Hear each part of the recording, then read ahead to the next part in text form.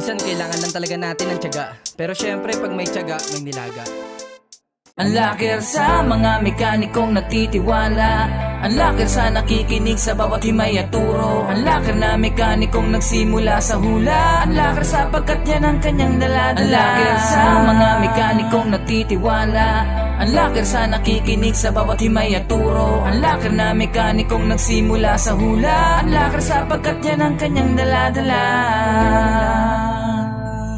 Ako'y nagsimula sa pagkalas ng pyesa, naging helper na mekaniko ng dalubhasa. Sa una naiinis sapagkat pag may mekaniko ay di pa alintana, pero kalauna na uunawa. Pagkalipas ng ilang taon, ito at medyo nagagamay na, gawang pangmasa ay nakukuha na. Kailangan sipag at tiyaga sa paggawa, dumating sa time ng customer ay matuwa. Mga mekanikong nagtitiwala, ang laker sa nakikinig sa bawat himay at turo, ang laker na mekanikong nagsimula sa hula, ang laker sapagkat yan ang kanyang daladala. Ang laker sa mga mekanikong nagtitiwala, ang laker sa nakikinig sa bawat himay at turo, ang laker na mekanikong nagsimula sa hula, ang laker sapagkat yan ang kanyang daladala. Ngayon ang araw na pwede na at ready na, kaan lamang sapat na pang teknolohiya, ipamahagi sa mga mekanikong nagtitiwala. Umiikot sa Pinas para magturo ng tapat, FI motosiklo na idea na sapat. Mula basic to apex learning ang tinuturo, level 1, 2, 3 ang idea ngayon,